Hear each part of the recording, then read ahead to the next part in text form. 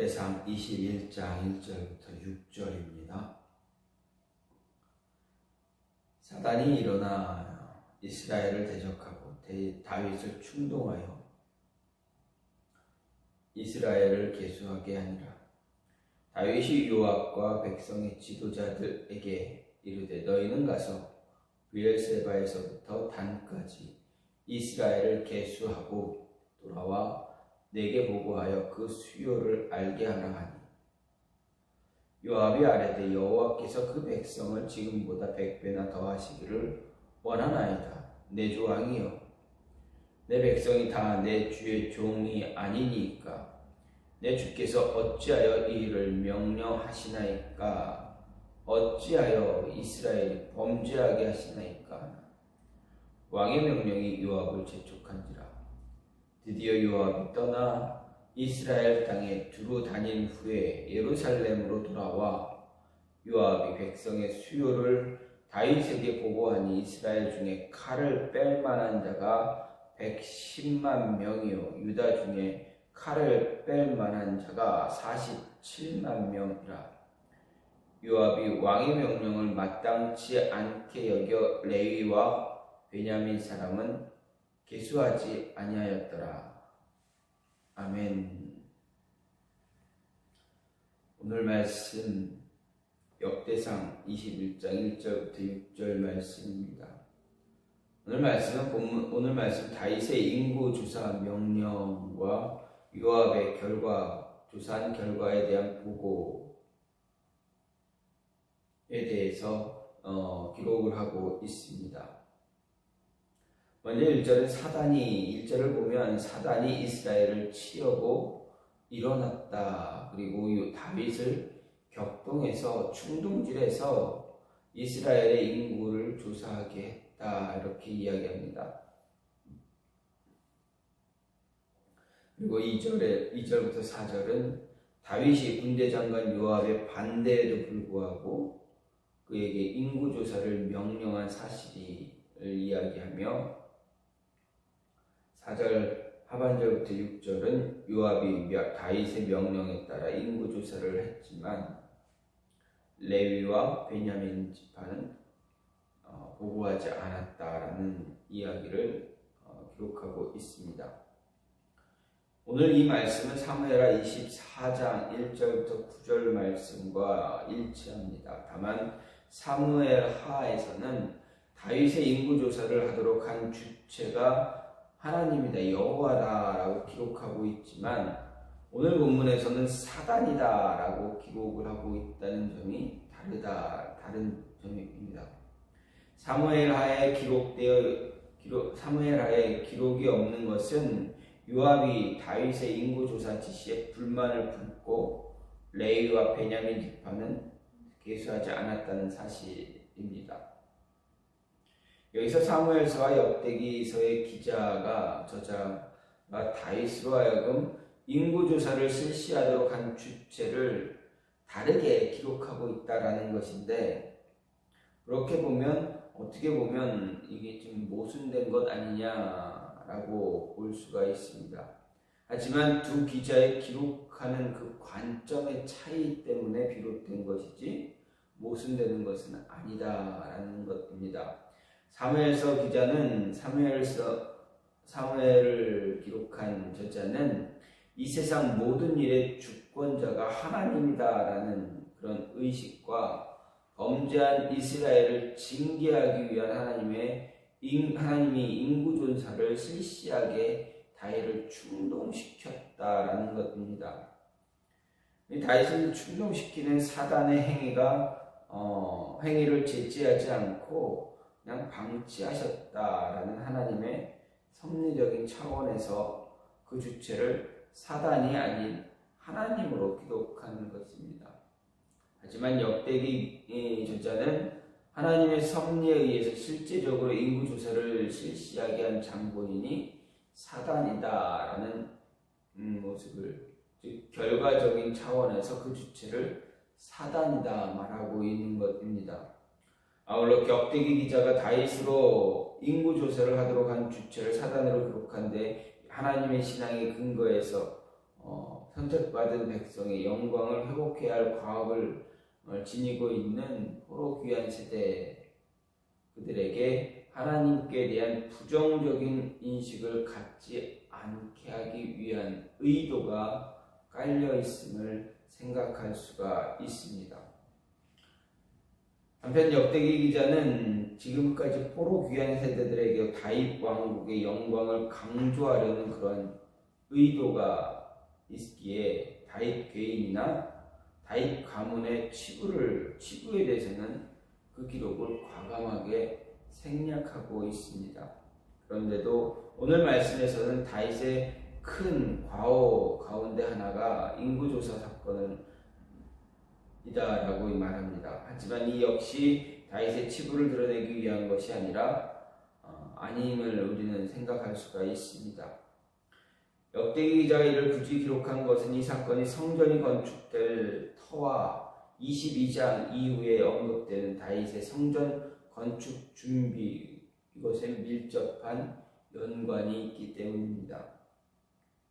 사실 이 사건은 22장 이후의 기사와 연계해서 볼 때 다윗이 죄를 지은 후에 회개하고 하나님의 용서를 통해서 더 높은 신앙의 경지에 이르렀다라는 것을 보여준 것으로 인해서 그 기록 자체가 부정적인 인상보다는 오히려 하나님께 죄를 지음으로 포로로 끌려갔다가 회개하고 하나님의 용서를 받고 돌아온 포로 귀한 세대에게 회복과 소망을 강하게 심어주고 있다라고 말할 수가 있습니다. 즉 다시 말하면 다윗이 죄를 지었지만 그가 회개했을 때 하나님이 그에게 어떻게 해주셨는가,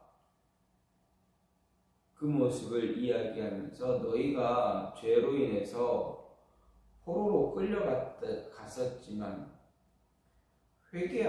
회개했을 때 하나님이 어떻게 해줄 것이다. 너희가 회개하고 돌아오니 하나님이 너희를 어떻게 해줄 것이다 라는 소망을 심어주는 것이다 라는 이야기입니다.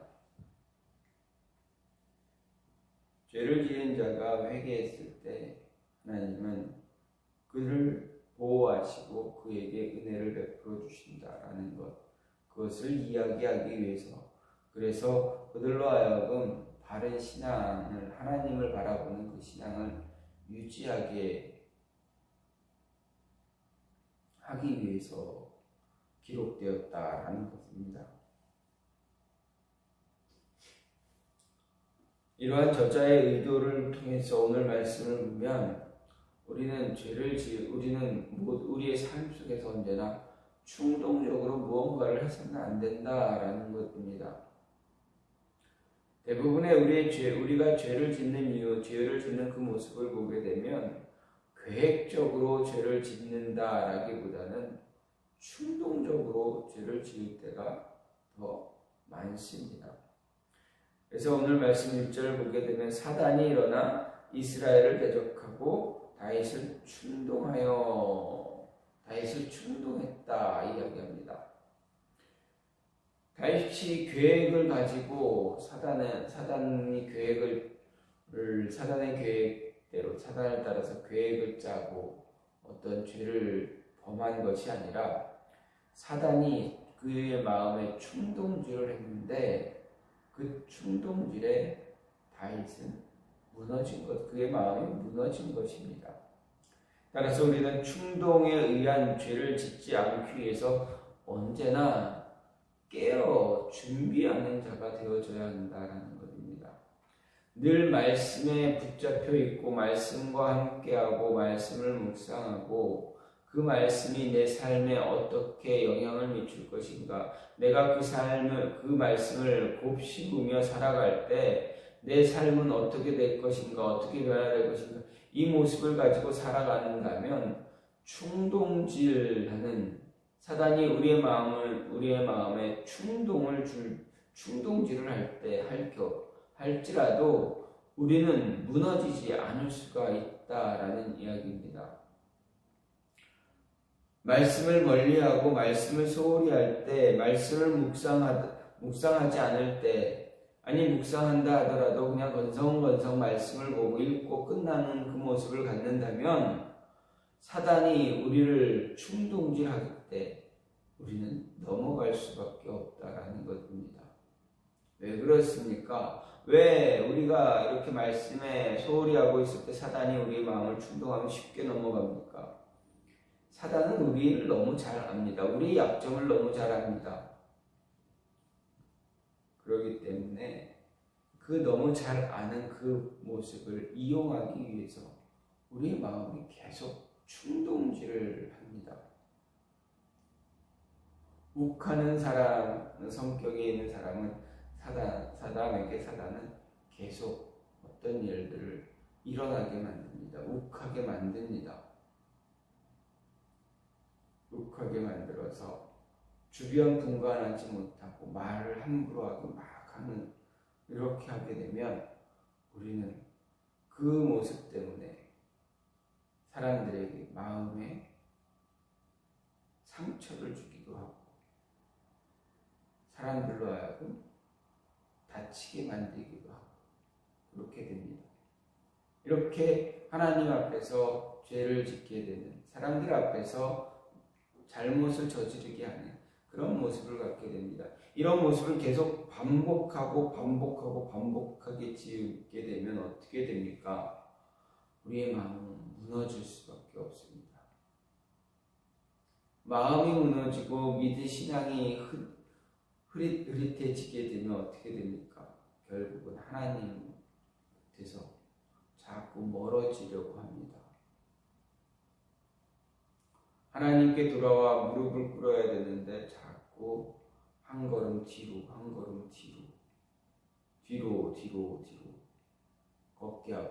걷게 하기도 하고 머뭇거리게 합니다. 머뭇거리게 합니다. 이것이 바로 사단의 충동질입니다. 그의 충동질로 인해서 우리의 신앙이 무너지게 되면 이러한 죄들을 짓게 되고 이러한 죄를 반복해서 짓다 보면 어떻게 됩니까? 우리의 마음은 너무 많은 죄로 인해서 우리의 마음은 둔해집니다. 우리의 영적인 모습은 둔감해집니다. 둔감해지다 보면 어떻게 됩니까? 이걸 죄로 여기지 않는다. 죄를 짓고 있는데 그것이 죄로 여기지 않는다라는 것입니다.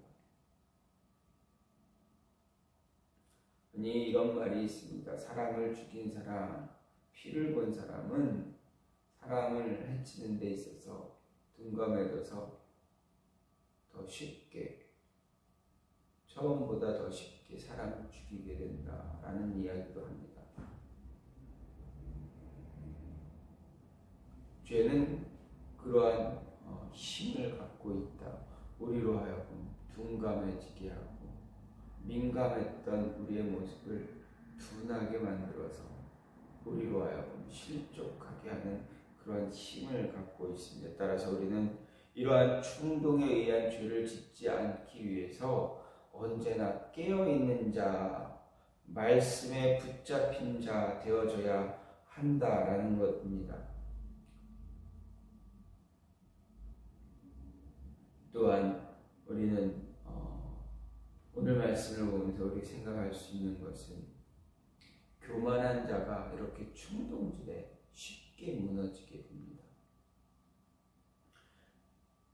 교만한 자가 왜 이렇게 쉽게 충동질에 무너지게 됩니까? 하나님을 의지하고 자신의 힘을 믿으려고 하기 때문에 그렇습니다. 오늘 말씀을 보면 다윗이 요압에게 인구조사를 시킨 것입니다. 근데 요압이 그 다윗의 모습을 보면서 반가워하지 않습니다. 생각을 해보십시오. 야, 가서 우리 군대 숫자가 얼마나 되냐 한번 집계를 해봐라 이렇게 이야기한다면 크게 대수롭지 않게 집계를 할 수가 있습니다. 근데 요압을 보면 요압이 이야기할 때 보면 어떻게 됩니까? 별로 그것을 마음에 들어하지 않습니다. 마음에 들어하지 않는 이유가 무엇입니까?